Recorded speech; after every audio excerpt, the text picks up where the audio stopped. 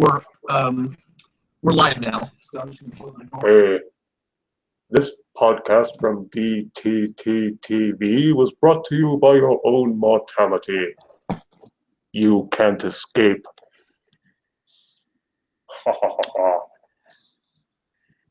Hey, welcome back to the DTTT podcast, the podcast where we need to bring someone new in every week because none of our actual hosts are ever available to record.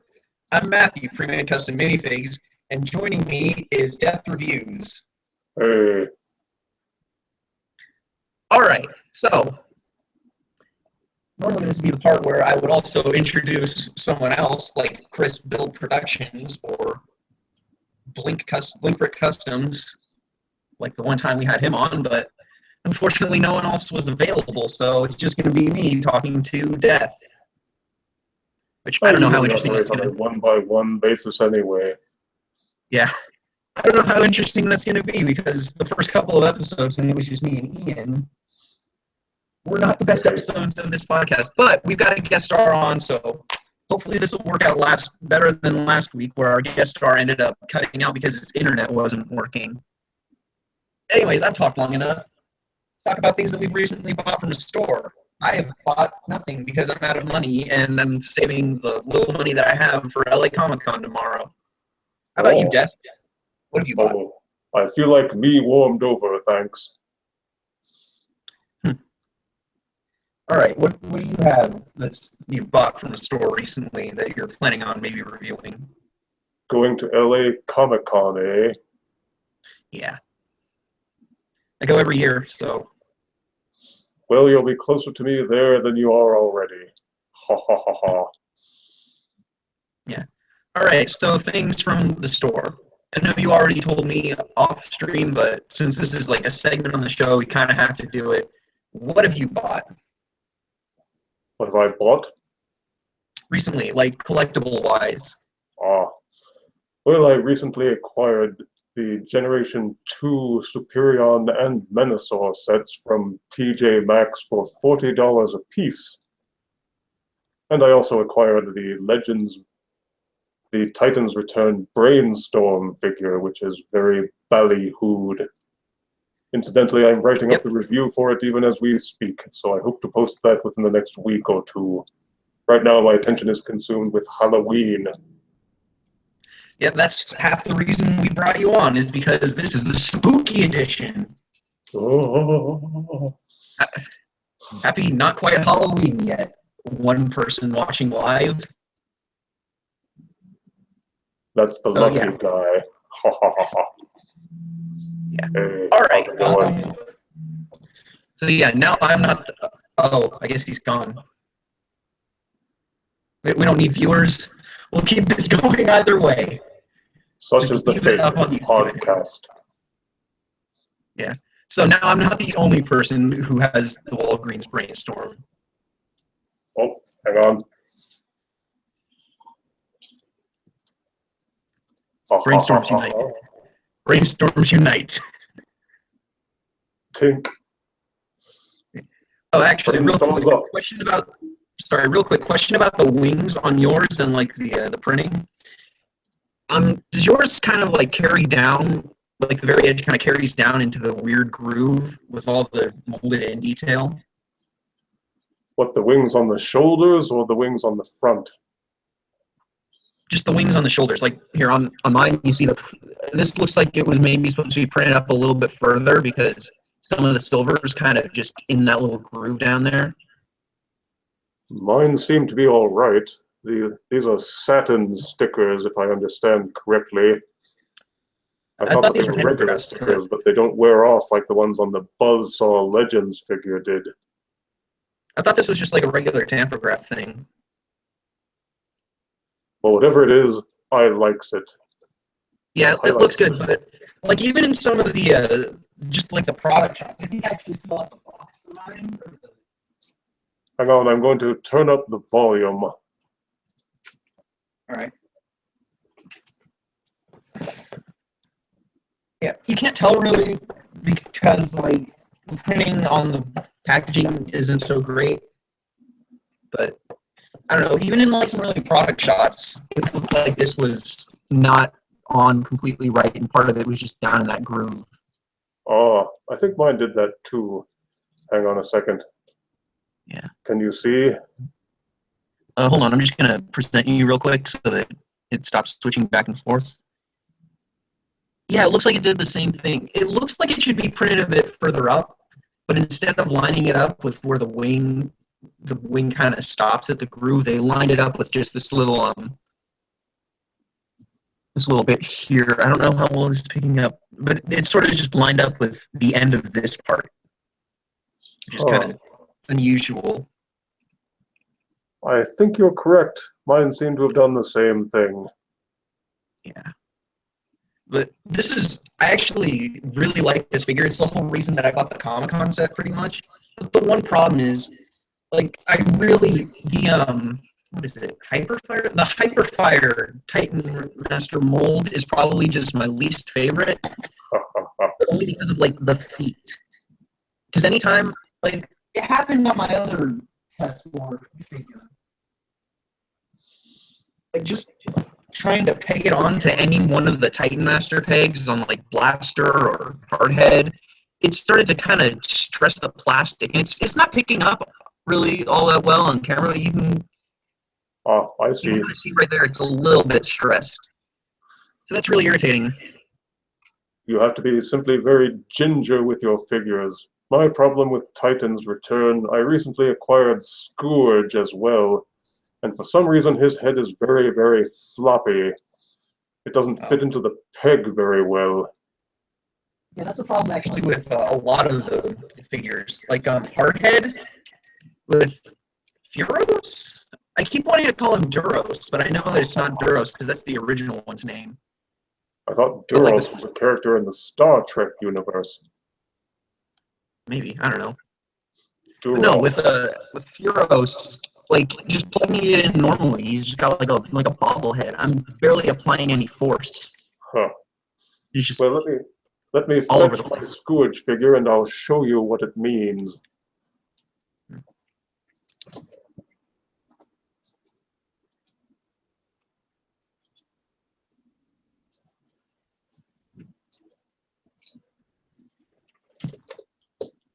Okay, you can see this thing. See, I don't even really have to touch the head. All I have to do is shake the figure and the head wobbles around in its socket. Yeah, it's the same with this one. It's a little more clear when I'm, moving around with my finger. Yeah, exactly. I think though, probably though it's worst on Highbrow just in the default configuration because he's got the bobblehead thing too, but his head leans really far forward just because of the way that the Titan Master port is put in on this. Do you know of any way to tighten that port so that they don't flop around like that? The best solution I've come up with, and this only works on like a couple figures, is just taking like some plastic. Like I got this off of a tag from something. You could even use just the plastic from the actual packaging. Just kind of like a tiny little sliver and just kind of stick it in the back. Yeah, and that helps to keep it from wobbling around a ton. But with some figures, there's not enough clearance to get it in. Like on Hardhead, I can't do that. The only other solution that seems to work is just to turn the figure's heads, like the Titan Master heads, around before you peg backwards. Yes, I had to do that with Galvatron and Nucleon a couple of times. Yeah, that's the only. I tried doing the plastic thing with this, but when I ended up doing, but you can't really do that because there's nowhere to like put it in here. What I tried doing was just kind of gluing it on, but then this wouldn't like expand enough to actually fit the Titan Master's head. So now it's just stick it in backwards and have some weird little sunglasses poking out from the neck. That's 1980s style. Yeah.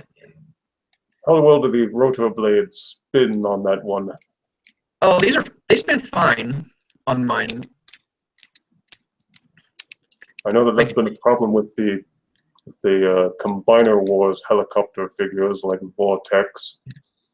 it might have been TJ Omega, but the pins were in so tight that they like you could tap them and they move about this much.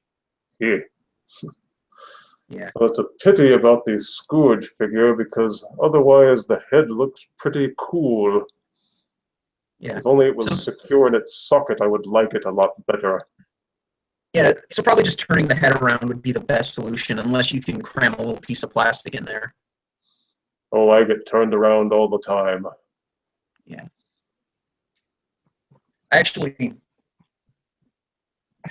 have like all the G1 Autobots, so that's, you know.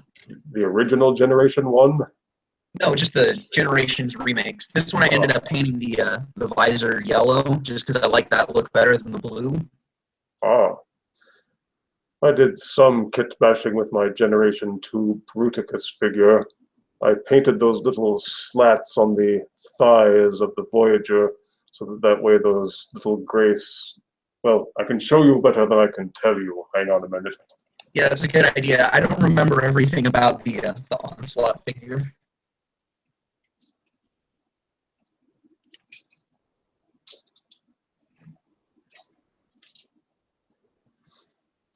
I just hope that the colors don't overwhelm your webcam. Oh, no, I don't think they will. Out of You might blind me a little bit, but it shouldn't affect the camera too much. Out of the box, the Voyager figure does not have silver paint inside these little grooves on the thigh. I decided to add them simply because all the other figures had them too. Yeah. Gives it a bit more dimension, I think. Yeah, it does help a lot. It's all right. We'll talk more about Transformers figures in a minute. Right now, let's do some quick news segments because there's just a little bit of news that I want to talk about. Excellent. So, real quick for Transformers news, the YouTuber Peaugh has uploaded, what was it? I think about 5 reviews for some of the Wave 3 Titans Return figures. It's 2 Voyagers and all 3 of the Legends. So that's Optimus, Megatron, Kickback, Bumblebee, and Gnaw. Is that the name of the little shark one? Gnaw, yes. All right, yeah. So at some point, I'll go back and I'll add the links to those reviews in the description, just so you can see those reviews. Because the figures in general, they look pretty good. I'm actually surprised at how much I like the way the Optimus looks. Just because I actually really liked the Power Master Prime, and that's one of the figures that I really want to find right now. I did see it in the local Toys R Us near my headquarters. There are 2 of them. Wow, that's like 2 more than I found at any store. I'm tempted, but I think I'll probably wait until he's on sale. Yeah, that's a good idea. I know he's. I decided instead of waiting for the leaders to go on sale to just get a blaster, because when I got the blaster, there was just 1 in the store. I'm looking forward to plugging them and attaching them to Titan Trypticon when that comes out. Oh yeah, Trypticon. Supposedly they will interact with the Trypticon figure. Like how they interact with Fort Max. All right, so Marvel Legends news. I can't think of any Marvel Legends news because that's usually Ian's job, and Ian's at some kind of social event right now. Well, in local stores, I have seen the X-Men Marvel Legends figures, but I haven't seen the one with the Space Venom Build-A-Figure. Supposedly that's supposed to be out, but I haven't seen it in stores yet. You can only order them online. Yeah, actually, Ian bought one of the figures from the Space Venom Wave online. I think it's the new Spider-Man was what he got. So I acquired the Hobgoblin figure, and if you want more details on that, see my latest review. And I'll put your channel in the description too. I just need to remember to go back and do that because everything is already preset whenever I start these live streams, and I don't think to add anything to them. They'll take care of it in post-production. Yeah, just like what they do for most blockbusters now. Do it all in post. It's all CGI. Except me. Everything. I'm as real as it gets, baby. Yeah, all right. Lego news. There's a little bit of news, if I can remember what it is. We've seen some new images for some of the Lego Batman movie figures. A good look at some of the new bat suits. And we actually, where did I put my phone? I don't remember where I put my phone, so I'll just not show you. I have an acquaintance got a new look at the Mr. Freeze figure, which stole the dome concept from the figure I made. So yeah, it's basically just one of these domes on the new one. Excellent. So when is the next Lego movie coming out to supplement these items? February 10th. Mark that on your calendars, kiddies. And adults and anyone who was a fan of the Lego movie from 2014. Oh, yeah, the grown-ups too, I guess. Anyone with nostalgia. And if it's got Batman in it, then they can't go wrong. Yeah. And just because Ian really wanted us to continue this weird trend from 2 episodes ago, James Van Der Beek news. There is none.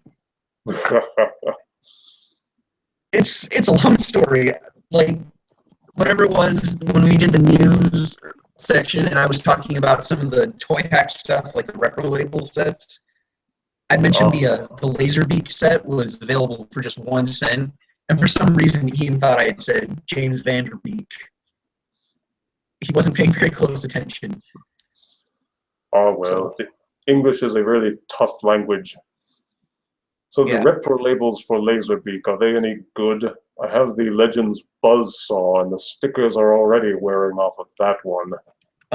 Quality-wise, I have no idea. I don't own any Toy Hacks retro labels.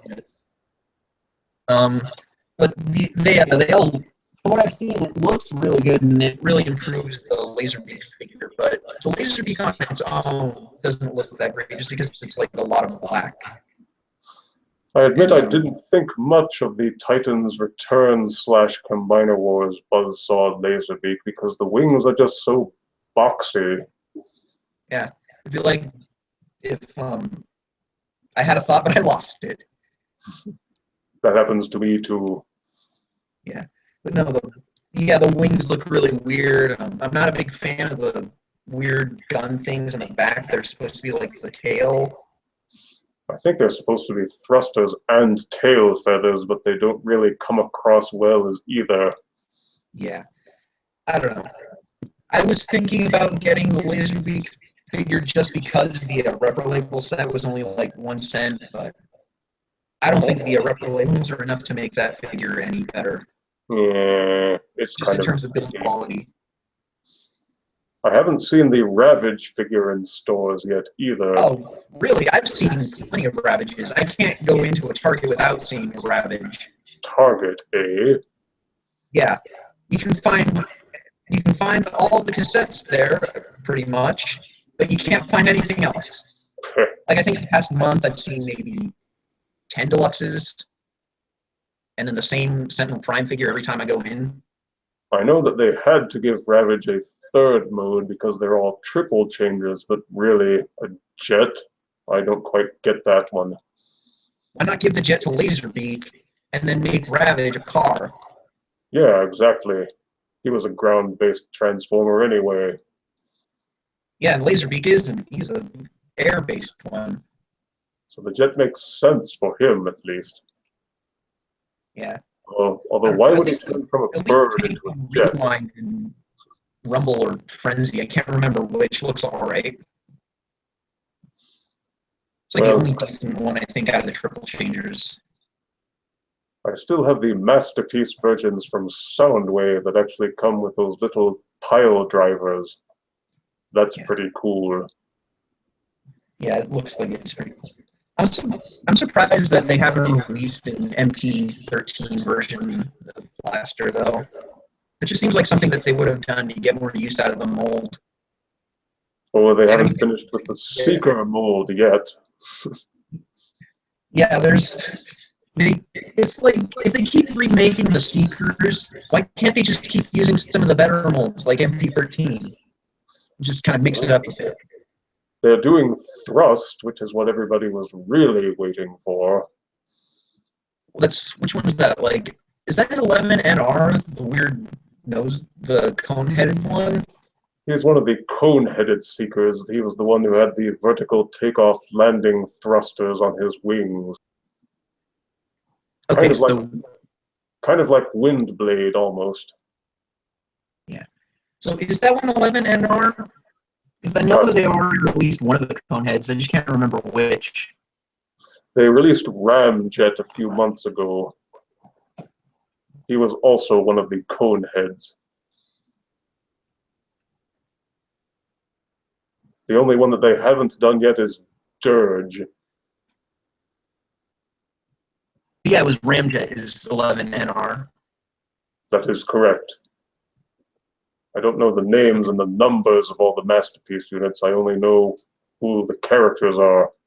And of course, I geeked out over the... I generally don't know the numbers. I just know that one for some reason. I think it's just because I watched one of the reviews yesterday. Well, I did geek out along with everybody else over the Masterpiece Megatron that seems to be on the cusp. Oh, are they finally doing a new Masterpiece Megatron? Oh, yeah. Oh. Yeah, because that MP05 is just... Don't even tell me about that one. Yeah. Like, until now, I think probably, unless this one is any better than new Masterpiece Megatron, I think probably the best out of all of them would be the third-party DX9 one, in my opinion, I think.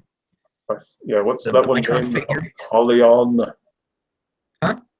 What's that one named? Apollyon or something? I think Apollyon is the Make Toys one. No, DX9 did Mitron. Oh. And the engineering in that one's actually really cool. Like, the arms and the legs, they kind of, like, go from being kind of flat this way to being able to kind of expand outward a bit. Like, the transformation engineering is really good. It's kind of hard to explain. It's actually, I have this, so it's not that hard. It goes from being like this thin to just you put a little pressure on it and it expands out. Not this much, but just enough for it to look like a proper arm. And the legs do the same thing. I actually had a Generation 1 Megatron back in the day. Can't sell those anymore. I actually found one at like a pawn shop for like $2. It wasn't in great condition, but I have that somewhere. Pawn shop, eh? Yeah, you can find some stuff there, but they're rarely in good shape. Yeah. I also found a broken Optimus Prime for like $1. G1 Prime. That's just sitting in a box somewhere now in pieces. Well, they've re-released that one many times before in the past. They have a Pepsi version, if I remember rightly. Really? I need to look this up now. Pepsi logo is on the truck section of it. So even Optimus Prime isn't beneath shilling for soda pop. Hmm. Yeah, it looks like that's a thing. Pepsi Convoy, I think, is what they're calling it. That's really great. He really is the cab that refreshes. Actually, I think the coloring on this one might even be a little bit better than on the original G1 Prime, because my biggest problem with G1 Prime is just the blue is a little too dark. I like the lighter blue on Pepsi Convoy. It would be a simple matter to swap out the truck cab sections for the ones that you do like. Yeah, if I could find any in decent condition. I don't know what the state of the Pepsi Convoy is on eBay or such places, but I don't doubt you could find one. Oh, I think the original one might have even been packaged with like a bottle of Pepsi on the trailer. Okay, real quick, this is just so funny. I think I'm actually going to have to share my screen real quick. No just problem. To show off Pepsi Convoy.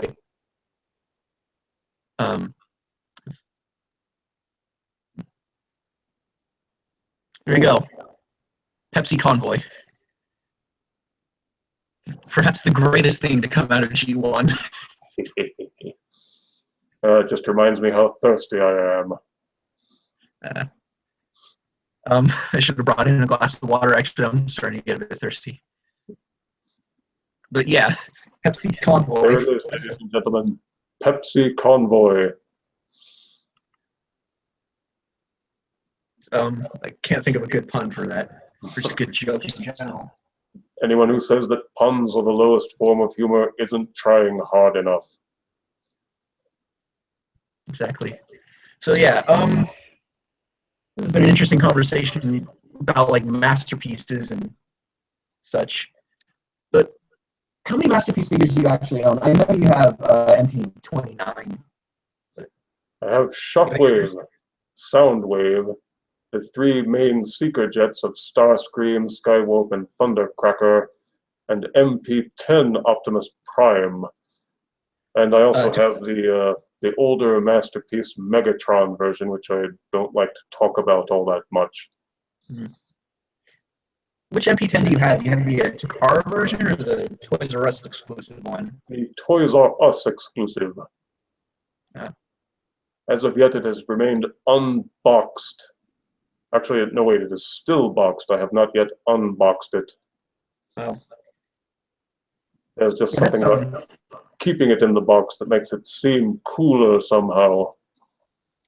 Yeah. For some reason, I still have the box for my Titans Return Blaster figure. It's just sitting up there on my shelf. Here's a quick tip for all of your listeners. Once you have unboxed the figure, simply cut the back off. That way you can keep that, throw the rest of the box away, and consolidate your space. That's not a bad idea. I don't know why I still keep that box. I think part of it is just because whenever I record a review, which is like once a month pretty much, I record on this little, I don't know how you can see this.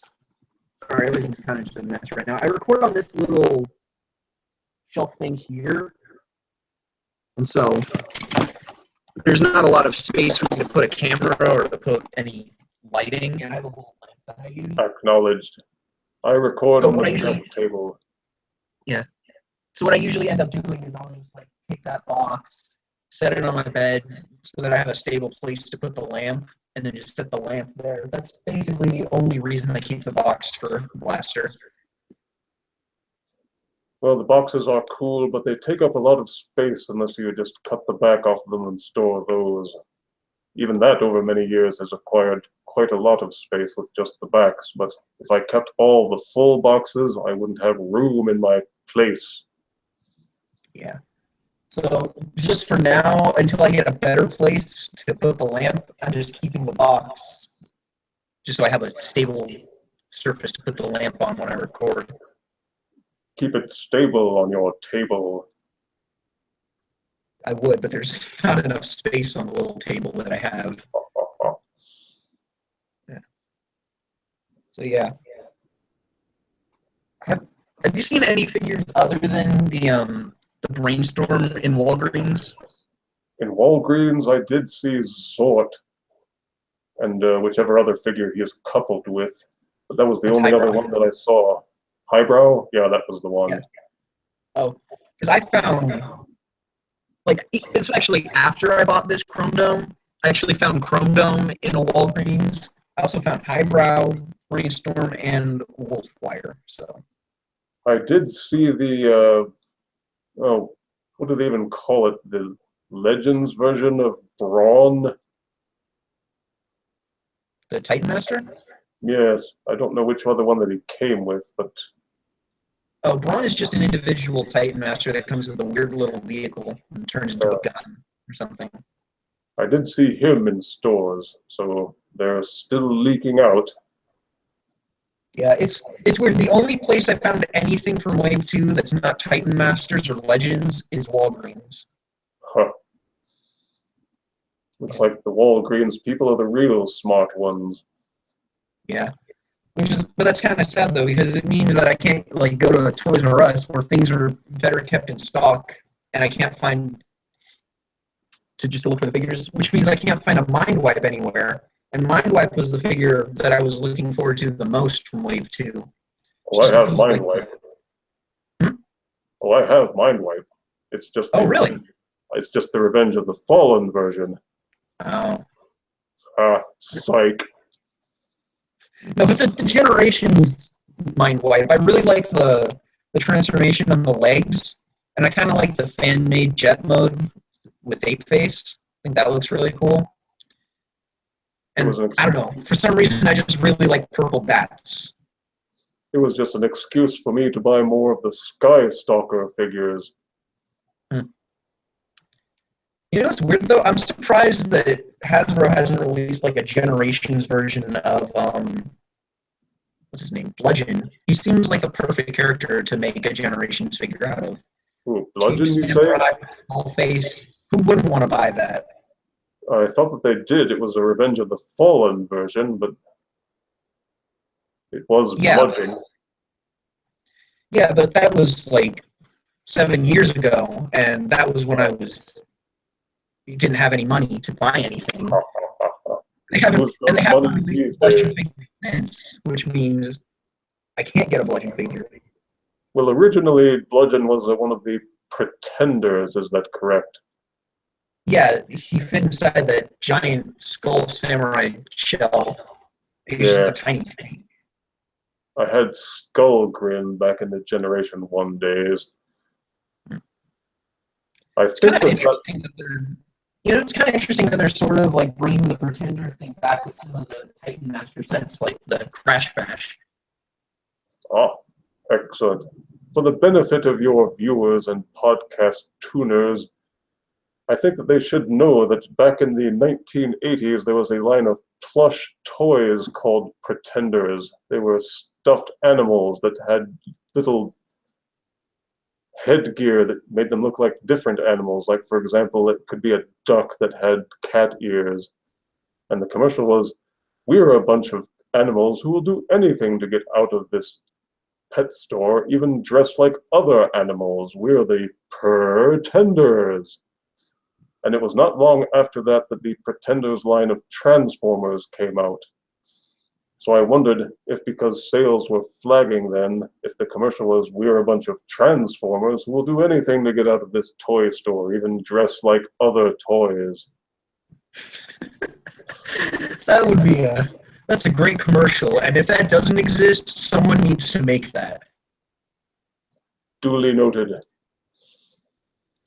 So yeah, maybe like if you end up doing a Crash Bash review or something, just use him and a couple other figures like that, and that could be like an intro type thing. I don't know how much of the Titans Return line I'll actually be buying. If Triptychon is part of it, then certainly that, but I've only seen 2 or 3 figures from Titans Return that I really wanted. Yeah, my big thing is, since I'm, not from didn't grow up in a time when I could get Generation 1 toys. I just want to get the Generation 1 version, or the Generations versions of the G1 Headmasters. Just because that's like, Headmasters is one of my favorite gimmicks, and those original figures are some of the more interesting ones, I think, from G1, so having a newer version is kind of cool. The newer versions are light years ahead of the original Generation 1. Those were bricks. I remember it well. And I think I profiled in some of my other reviews how many of them did not even have 2 separate legs. Their legs were fused together with bolts and screws and stuff. Yeah.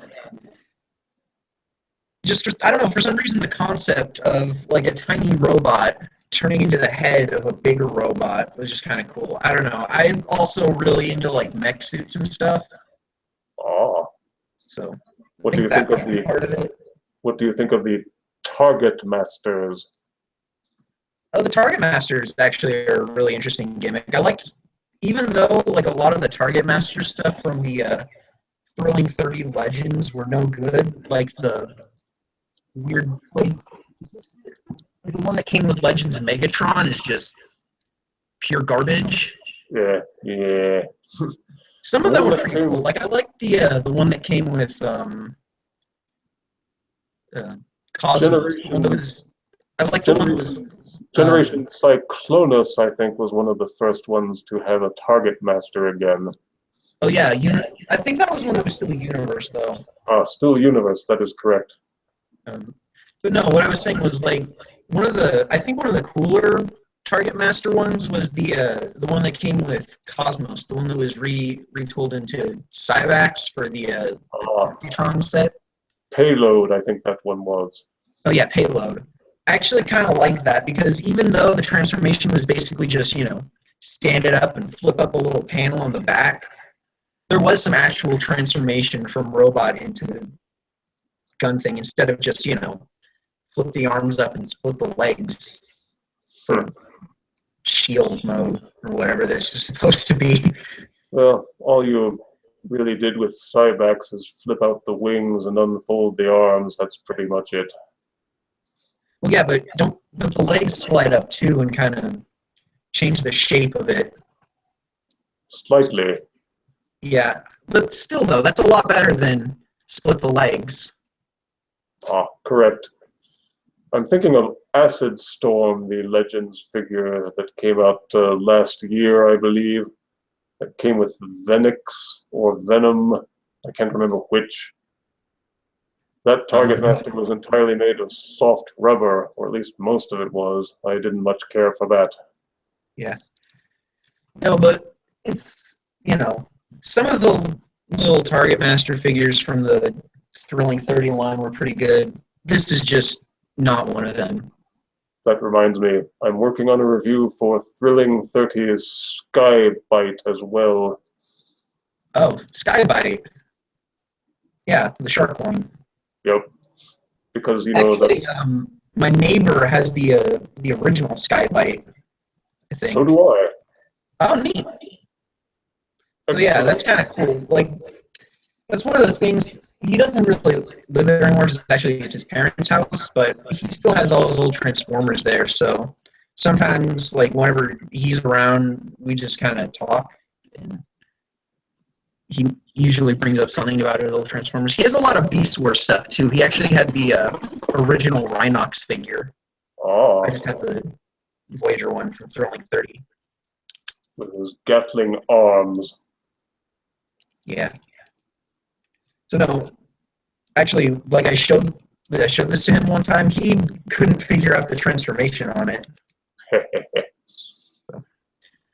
But yeah, he also has this like weird stingray type one, like a big ray with weird chrome parts on it. I can't remember what it's called. Me neither. I think it sounds familiar, but I can't recall it. I still have Beast Wars Scorponok in stash somewhere. I actually used to have the 10th anniversary, the Beast Wars 10th anniversary re-release of Rhinox, and like when I was a kid, that was like my favorite thing ever, just because it was a robot that turned into a rhinoceros. But either that's lost in my garage somewhere, or I sold it at some point, because I don't know what happened to it. And that's the reason that I bought the Thrilling 30 Rhinox. It's just because of the nostalgia for the 10th anniversary one that I had. And the Thrilling 30 is much better. Yeah, it is. But still, though, if I still had that, that would be really great, just to have both of them. Comparing the old to the new makes me appreciate the new a lot more. Yeah. Toy technology has advanced considerably over the last 10 years. So anyways, just because I've been thinking about this for a long time, the Comic-Con set, like, reevaluating it now, the Titan Force one, it's not all that worth it. I mean, all the figures look really good, but just the Sentinel Prime has so many quality control issues that I've been trying to fix. It's not even worth my time because it's just next to impossible to fix all the QC issues that he has. Like every joint in the legs is super floppy. I've gotten the forward ratchets, the ones that just move the legs forward and back. I've gotten those tight enough to where if I just kind of wiggle it a little bit, still vigorously shaking it, they'll start moving around. And the outward ratchets, I just can't get the pins out, so that's pretty much. The more polish fix? Yeah, that's what I've thought about doing, but I don't have the right kind of floor polish. So what I've just been doing, like in the knees, what I did was I knocked the pins out and put a little bit of like super glue on them. Once it dried, I put the pin back in. That added enough friction to keep the knees from moving around too much. And I was going to do that to the pins in the thigh, I think, or whatever, just so that the outward movement would be a little more stiff. But I can't get those pins out because they're the kind of pins that have like the flat end. Yeah, you know, I know like the the pins that are in this part of Brainstorm. So I can't knock that out. Not without destroying the figure. Yeah, pretty much. And Same then thing happened to my Generation 1 Megatron. That little hinge that puts the gun barrel into the body, the pin fell out on that one, and it would never go back in. It filled me with sadness. Yeah. And then the head on Sentinel, on the Comic-Con Sentinel, it just won't stay in. I've opened up the torso to get the little thing out that it fits into. I've tightened the screws on that to try to create a little bit more friction, but no matter what I do, I've even stuck, like, I cut up an old credit card and stuck some plastic in there, in the very back. I just can't get enough friction to keep the head in. And it's not a problem with the Titan Master either, because I've gotten the Titan Master to stick into other figures. How does the exclusive Sentinel Prime compare to the retail version? In terms of visual, like appearance, in terms of appearance, I prefer the Comic-Con one a little bit, just because I kind of like the translucent orange. I kind of wish maybe they'd use, I don't know, I kind of want to get the retail one and maybe do like a kit bash and try to put it together into like the Ultimate Sentinel Prime figure. You know, remove the center part from the torso and put in the one from the actual one. Maybe swap out like the hips and stuff. But it looks really nice. It's just the quality control issues are so bad that I can't get over that. I know that the Astro Train figure will be based on the Sentinel Prime mold, so I wonder how that one will be. From what I've seen, the only one that has like a ton of QC issues is just the Comic-Con Sentinel Prime, and that might just be because of the plastic. I'm not really sure why, but it doesn't seem like the mold is degrading all that much for the Astro Train figure. Those all seem really solid. Nice. I have a minion who wants that figure. He will be pleased. It's just I spent like $89, including tax and shipping, on the Comic-Con set. Sucker. And there's just so many QC issues with the Sentinel that it just kind of brings down the other two figures. Even though, like, I was kind of unsure on the Windblade at first, but I really like the way this looks. And the Brainstorm is really good, even though the blue is just a bit too light, in my opinion. It's just that Sentinel Prime is so bad. Everybody hates Sentinel Prime. I don't even mind the mold. I like the way the mold looks on him. It's just the quality control. Well, even as a character, people just don't like him. It harks back to Transformers Animated. Yeah, animated Sentinel was just kind of a pain, but I actually kind of like the way that they're writing him right now in the IDW stuff. It's actually kind of interesting. They've taken the one good concept that they had from Dark of the Moon, and they've expanded on that, and that's the concept of Sentinel Prime being willing to do anything to return Cybertron to its former glory. I remember that scene in the movie, Leonard Nimoy's finest hour. Yeah. So I really liked that concept in the movie, and they've just done it so much better in the comic. Like, do you actually read any of the comics? I read the previews that are posted online, but I'm too cheap to spring for the actual comics. Oh. Well, don't tell anyone, but I know a way that you can read the comics without having to pay for them. Oh, that would be cheating. It would. But no, it's really interesting. Like, he's he ended up going to, what is it, Luna 1, I think, is where Maximus and Reveler are stationed? Yeah, Luna 1, and taking control of one of the Titans using, what's the name of Alpha Trion's Titan Master? Fred? I got this. Just guessing. Use the internet to your advantage. It's, Sovereign was his name. Oh, well, of course it was. That makes him a king. Yeah. So he used Sovereign to take control of one of the Titans, which no, it wasn't Luna 1. It was where Tyrist was stationed. Anyways, this is all spoilers for the comics, but he went to the place where the outpost where Tyrist was stationed, which might have been Luna 1. I'm not entirely sure. And that's where Red Alert and Fortress Maximus, who isn't a Titan in the comics, along with Cerebros, who isn't a Titan Master, they're all stationed there, and they're like the enforcers of the Tyrist Accord because reasons.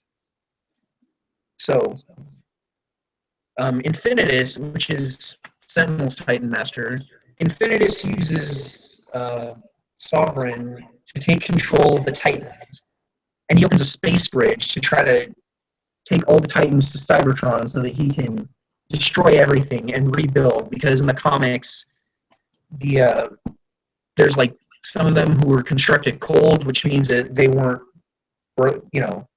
made like the original Cybertronians, and then also the war's over, so the Autobots and the Decepticons are all living together, and so Sentinel, being the weird, I think they call them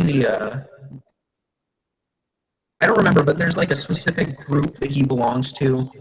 He thinks that Cybertron should be returned. It's the Functionist. He's a Functionist. He wants to return Cybertron to its Functionist days, so he wants to basically just destroy everything and rebuild. Because, that's, the logical thing to do. Yeah. You don't like the way the government is working. May as well tear it down and start over. Yeah. You don't like the way your government is, you say. Why don't you just destroy the whole planet and rebuild from the ground up? Well, why stop there? You can destroy the entire galaxy and start over. Yeah. I mean, most of the Cybertronians are on Cybertron, but may as well just destroy the whole galaxy.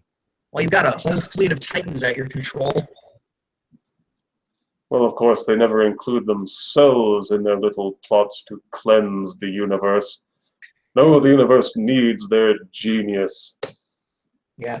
So no, that concept is really interesting, and I'm glad that they're kind of exploring it more in the comics right now.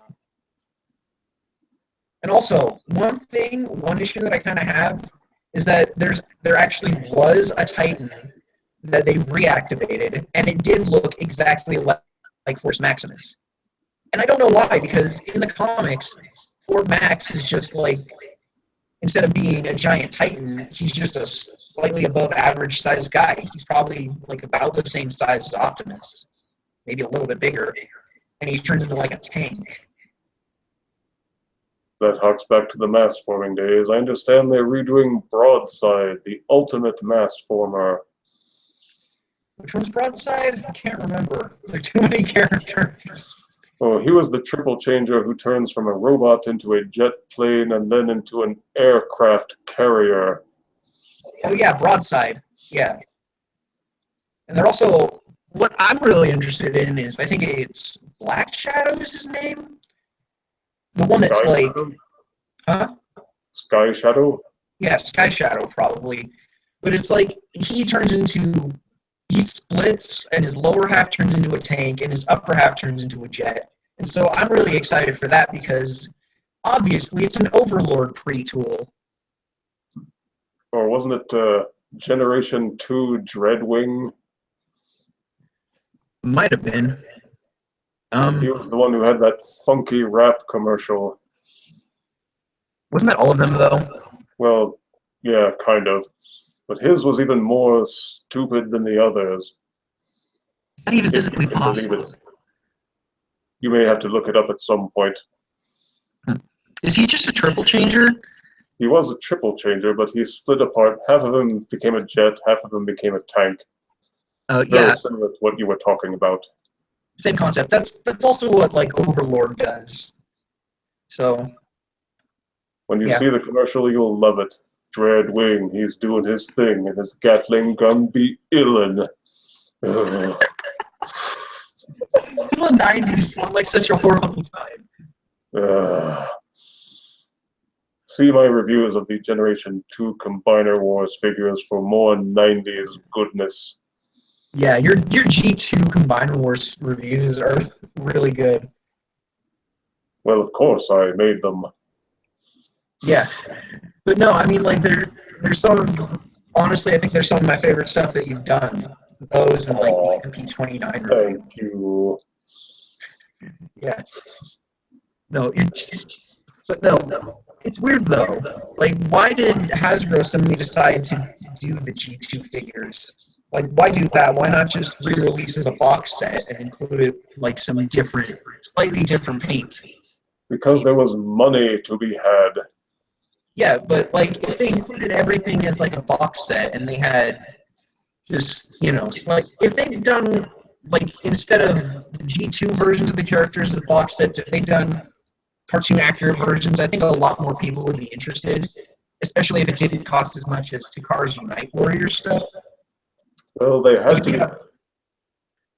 to be box sets because there was no way that they could sell the individual figures retail, I think, and make a profit. They'd already saturated the stores with the regular versions. Yeah, but if they'd done a box set that was more cartoon accurate than just the retail versions, I think that probably might have sold a little bit better. Well, you can go to Takara in that case. Yeah. But I mean, people who wanted to get like the Unite Warrior stuff but didn't have the money, if Hasbro had done something similar, I think that would have worked out a lot better, and they would have made more money than just doing the G2 reissues, because I don't know a lot of people who necessarily want a G2 version of Bruticus and would rather have just a box set of G1 Bruticus. I didn't want one either, but nevertheless I got one. Well, that's just how collecting works. Yeah, I have a friend who is a completionist, which is even worse than a collector. Yeah, I could never be a completionist because, like, the only reason, like, there's always at least one figure from any given wave of Transformers that I want to avoid at all costs. Exactly. But if you're a completionist, you have to get it even if it stinks. Yeah. Like, I really don't. But the thing is, though, sometimes, even though I'm not, like, a completionist, just because I'll want, like, a complete set of characters, I'll end up getting a figure that I don't have a ton of interest in anyways. Like, right now, just because I want all the Generations versions of the G1 Headmasters, I need to get, what's his name? Skull Cruncher? Skull Smasher? And even though a lot of people really like that figure, I'm not a big fan of it. Me neither. I saw it in stores and I thought, Yeah, it's, I don't know, maybe the green is too dark, or just something about the color scheme is a bit off, and I just hate that head. You may be in luck. At my local Walmart, the deluxe figures for Titan's Return are on sale for $9.99. Wow. Yeah, no, but the thing is, there's someone on Shapeways who did a comic book version of the head for a Skull Cruncher, and that actually looks pretty good. I mean, it doesn't, you know, it doesn't look like it would fit in with the rest of the figures just because it's a little bit more comical looking.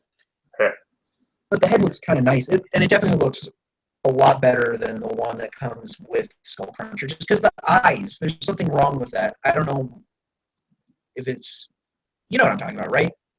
I think so, yeah. You mean the Titan Master head, not the actual alligator head. Yeah, the Titan Master head. The eyes blend in too much with the helmet, or the rest of the head that kind of looks like it's a helmet. There's always one figure in the bunch that just doesn't set well with everybody. Yeah. The thing is, though, I actually like basically everything from Wave 2.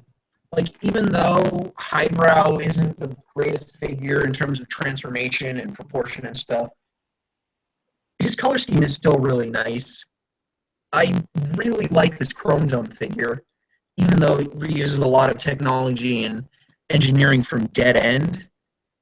It's still a really good-looking figure.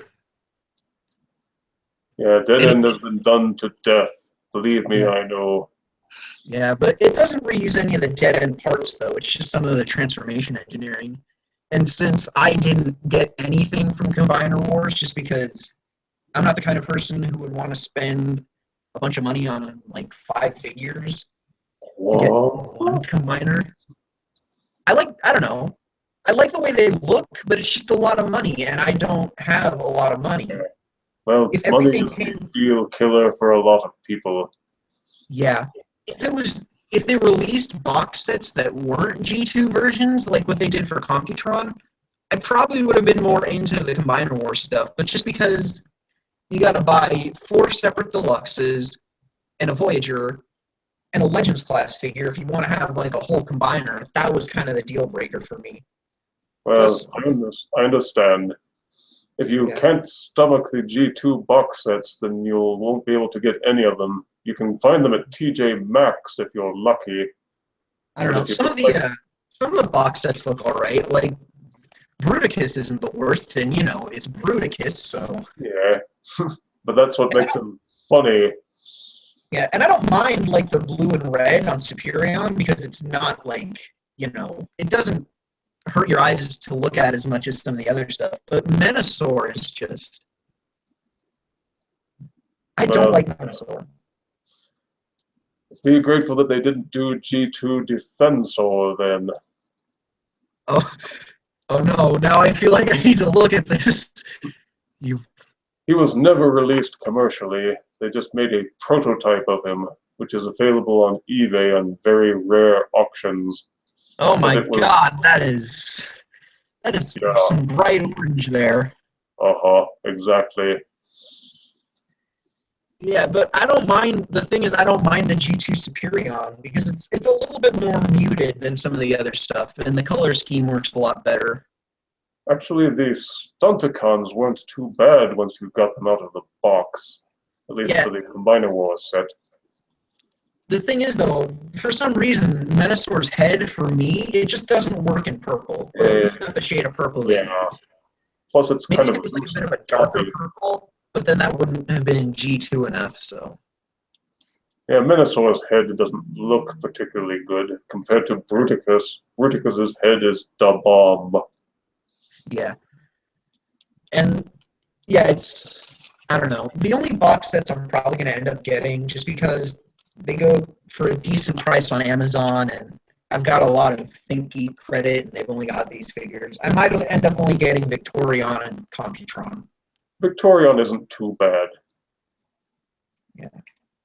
Just, I'm probably not going to go with a stock combination. I'll probably end up putting the helicopters on the arms, just because that's the way it is in the comics. Ah, that I did not know. They put them on the legs for some reason. Yeah. And the proportions end up looking a bit better then. The arms don't look as huge compared to the hands. Yeah.